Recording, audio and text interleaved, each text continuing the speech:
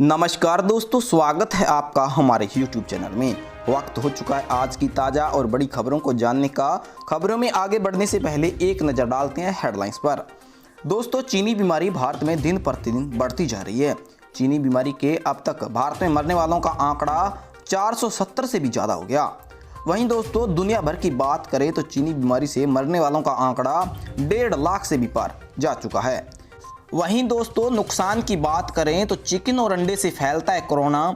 ऐसी अफवाहों से पोल्ट्री उद्योग को 24,000 करोड़ रुपए का नुकसान हो गया। 6 लाख लोग बेरोजगार हो गए। वहीं WHO और अमेरिका के बीच तकरार में अमेरिका ने WHO की फंडिंग रोक दी। WHO दुनिया भर का फंडिंग में 15% अमेरिका से लेता था। बात करते इस फंडिंग को रोकने के बाद चीनी बीमारी रोकने के साथ साथ पोलियो भी रुकने का नाम नहीं लेगा। वहीं दोस्तों, केंद्र सरकार और राज्य सरकारें मिलकर लोगों के खाते में पैसे डाल रही हैं। जरूरतमंदों को उनके हिसाब से पैसे दिए जा रहे हैं, जिससे कि जरूरतमंद 2 वक्त की रोटी का इंतजाम कर सकें। यह दोस्तों केंद्र और राज्य सरकार की एक अच्छी पहल है। और दोस्तों, RBI की तरफ से एक अच्छी घोषणा हुई है। जो लोग कर्ज लेना चाहते हैं उन्हें कर्ज देने में आसानी के तहत 25 बेसिस पॉइंट को घटाया गया है। वहीं 3 वित्तीय संस्थाओं को 50,000 करोड़ रुपए की आर्थिक मदद देने का भी ऐलान किया गया है। तो दोस्तों, इन खबरों को विस्तार से जानने से पहले आप वीडियो को लाइक जरूर कर दीजिए, चैनल को सब्सक्राइब कर पास में घंटी बटन को जरूर दबा दें ताकि आप ताज़ा समाचार सबसे पहले देख सकें। तो चलिए दोस्तों, एक एक करके इन खबरों को विस्तार से जानते हैं। तो बढ़ते हैं आज की पहली बड़ी खबर की ओर। बात करते हैं चीनी बीमारी की। देश के अंदर चीनी बीमारी से मरने वालों का आंकड़ा 470 से भी ज़्यादा हो गया। और पॉजिटिव लोगों की बात करें तो 11,000 से भी ज़्यादा लोग चीनी बीमारी की चपेट में आ चुके हैं। वहीं दोस्तों, बात करते हैं चीनी बीमारी से ठीक होने वाले मरीज 1500 से भी ज़्यादा हैं। वहीं दोस्तों, दुनिया भर में चीनी बीमारी की बात करें तो अब तक 1.5 लाख से ज़्यादा लोग अपनी जान गंवा चुके हैं।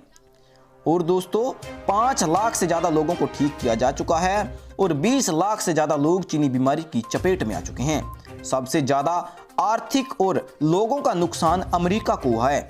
अमेरिका के अंदर मरने वालों का आंकड़ा 35,000 के करीब चला गया। तो दोस्तों, बढ़ते हैं आज की अगली खबर की ओर। WHO और अमेरिका के बीच तकरार में अमेरिका ने WHO की फंडिंग रोक दी। अमेरिका के राष्ट्रपति डोनाल्ड ट्रंप ने WHO की फंडिंग रोकने का ऐलान कर दिया। उन्होंने कहा कि WHO चीन के साथ मिलकर एक तरफा काम कर रहा है और इस महामारी को टाइम पर ना जानकारी देने से पूरी दुनिया को इसका नुकसान WHO की वजह से हुआ है। अगर WHO समय रहते दुनिया को इस खतरनाक महामारी के ऊपर आगाह कर देता तो आज मौतों का आंकड़ा बहुत कम होता। यह सब महामारी फैलने का श्रेय WHO को जाता है, इसलिए हम WHO को फंडिंग नहीं देंगे। दोस्तों, बात करें दुनिया भर की फंडिंग की तो दुनिया भर की फंडिंग से अमेरिका 15% अकेला फंडिंग देता है। बात करें चाइना की, अमेरिका से 10 गुना कम फंडिंग देता है। फिर भी WHO ने चाइना का साथ दिया। इससे नाराज होकर ट्रंप ने सख्त आदेश दे दिए कि हम WHO को फंडिंग नहीं देंगे। तो दोस्तों, बढ़ते हैं आज की अगली खबर की ओर। RBI ने एक अच्छी घोषणा की है। लोगों को कर्ज लेने में आसानी के लिए उन्होंने अपने 25 बेसिस रेपो रेट में कमी की है। इसी के साथ साथ 3 वित्तीय संस्थाओं को 50,000 करोड़ का राहत पैकेज देने का ऐलान किया है। देश भर के अंदर चल रहे लॉकडाउन के बीच इकोनॉमी को किसी भी तरह का नुकसान ना हो, इसको देखते हुए रिजर्व बैंक ने अपने रेपो रेट में 25 बेसिस पॉइंट की कटौती की।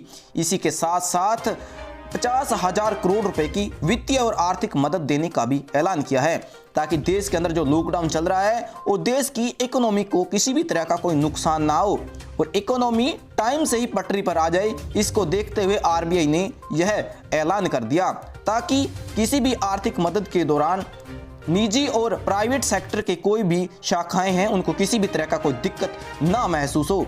तो दोस्तों, बढ़ते हैं आज की अगली खबर की ओर। लॉकडाउन के पेज 2 में राहत की खबर आ रही है। 20 अप्रैल से मोबाइल, लैपटॉप, फ्रिज और कूलर ऑनलाइन खरीद सकेंगे। ई-कॉमर्स कंपनियों को मिली छूट। चीनी वायरस का संक्रमण के हॉटस्पॉट बनने से बचे इलाकों में रहने वाले लोगों के लिए अच्छी खबर है। यहाँ के निवासी 20 अप्रैल से ई-कॉमर्स कंपनियों से मोबाइल फोन और फ्रिज, टीवी एसी, कूलर जैसी इलेक्ट्रॉनिक्स आइटम को खरीद सकते हैं। यह छूट सिर्फ ऑनलाइन प्लेटफॉर्म्स के लिए उपलब्ध रहेगी। स्थानीय बाजार से जुड़ी कोई भी जानकारी नहीं है और यह दुकानें बंद रहेंगी। हॉटस्पॉट बनने से बचे इलाकों में 20 अप्रैल से शुरू होने वाली गतिविधियों को लेकर केंद्र ने बुधवार को दिशा निर्देश जारी किए थे। इनमें से ई कॉमर्स और कोरियर सेवाओं को कुछ इजाजत दे दी गई है, लेकिन इनमें से जरूरी और गैर जरूरी सामान के बारे में स्पष्टीकरण नहीं किया गया है। इस पर मंत्रालय ने गुरुवार को कहा कि ई कॉमर्स कंपनियों के वाहन संबंधित अधिकारियों से अनुमति लेकर इस तरह का सामान ले जाया जा सकता है। पहले लॉकडाउन में ऑनलाइन प्लेटफॉर्म को सिर्फ खाना और दवा और चिकित्सा उपकरण जैसे जरूरी सामान की सप्लाई के लिए इजाजत दे दी गई थी। तो दोस्तों बढ़ते हैं आज की अगली खबर की ओर। यूपी में लॉकडाउन 2 का तीसरा दिन, हर जरूरतमंद को मिलेगा राशन, चाहे कार्ड हो या ना हो। कोटा में फंसे 7500 छात्रों को लाने में आगरा झांसी से 247 बसें भेजी जाएंगी। दोस्तों सीएम योगी आदित्यनाथ ने शुक्रवार को बैठक में मौजूद अधिकारियों से कहा कि प्रदेश में इस कठिन दौर से कोई भूखा ना रहे। इसके लिए कम्युनिटी किचन की समीक्षा कर लें। हर व्यक्ति को खाद्यान्न की जरूरत मिले और भूखा न रहे। अगर किसी के पास राशन कार्ड नहीं भी हो तो उसे खाद्यान्न मुहैया कराया जाए। राजस्थान के कोटा में इंजीनियरिंग व मेडिकल की कोचिंग करने वाले उत्तर प्रदेश के करीब 7500 छात्र फंसे हुए हैं। छात्रों के अभिभावकों की मांग पर सीएम योगी ने वहां फंसे छात्रों को वापस लाने की कवायद शुरू कर दी है। शुक्रवार को आगरा झांसी से 247 बसों को कोटा रवाना किया गया है। शनिवार को ये बसें छात्रों को लेकर वापस लौटेंगी। तो दोस्तों बढ़ते हैं आज की अगली खबर की ओर। छत्तीसगढ़ में चीनी बीमारी से जंग जारी है। दिल्ली से मेडिकल किट और दवाएं लेकर आया विमान। गृह मंत्री ने लॉकडाउन की हालातों का जायजा लिया। छत्तीसगढ़ की राजधानी रायपुर में चीनी बीमारी के पॉजिटिव लोगों का इलाज किया जा रहा है। देश भर में संदिग्धों की जांच और उन्हें क्वारंटाइन करने का काम जारी किया गया है। शुक्रवार को दोपहर एयर इंडिया का मालवाहक विमान रायपुर पहुंचा। एयरपोर्ट पर विमान में लाई गई मेडिकल सप्लाई को उतारा गया। छत्तीसगढ़ के स्वास्थ्य विभाग के कई बक्सों में दवाएं भेजी जा चुकी हैं। तो दोस्तों बढ़ते हैं आज की अगली खबर की ओर।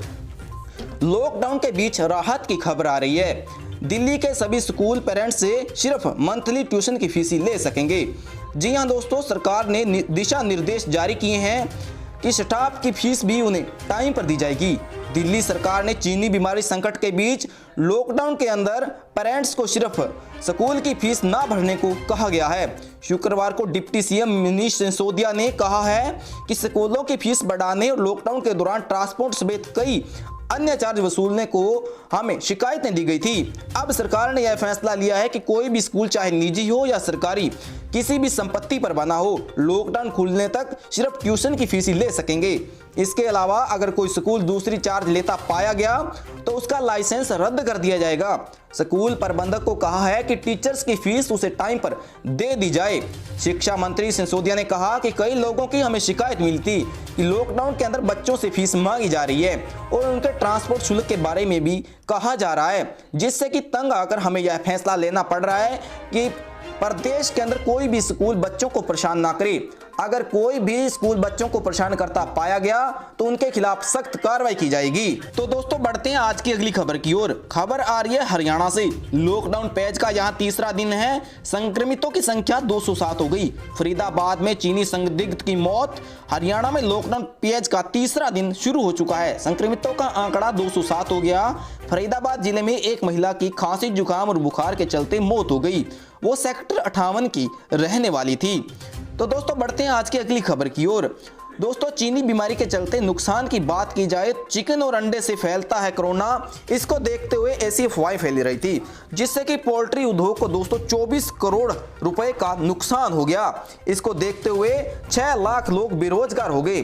चीनी बीमारी के चलते पोल्ट्री उद्योग काफी खतरे में आ गया और सबसे ज्यादा नुकसान पोल्ट्री उद्योग को हुआ। इस उद्योग में करीब 6 लाख लोग बेरोजगार हो गए और इस उद्योग को 24,000 करोड़ रुपए का नुकसान भी हो गया। वायरस संक्रमण के चलते पोल्ट्री उद्योग का बाजार 1.20 लाख करोड़ रुपए था और इसमें से 4 करोड़ लोगों को सीधे या प्रत्यक्ष रूप से रोजगार मिल रहा था। पोल्ट्री उद्योग देश की जीडीपी की 2% का योगदान करता है। वायरस संक्रमण के प्रसार की शुरुआती अवस्था में यानी जनवरी के आखिरी सप्ताह में सोशल मीडिया पर एक अफवाह उड़ी थी कि चिकन और अंडे खाने से चीनी बीमारी फैल रही है। इसके कारण बड़े पैमाने पर लोगों ने चिकन और अंडे छोड़ दिए और आज तक स्थिति में बदलाव नहीं हुआ है, इसलिए पोल्ट्री उद्योग नष्ट हो गए। तो दोस्तों यह तो थे आज के कुछ ताजा समाचार जो आपको जानना बहुत जरूरी था। वीडियो अच्छा लगा तो लाइक जरूर कर दें, चैनल को सब्सक्राइब कर पास में घंटी बटन को जरूर दबा दें ताकि आप ताजा समाचार सबसे पहले देख सकें।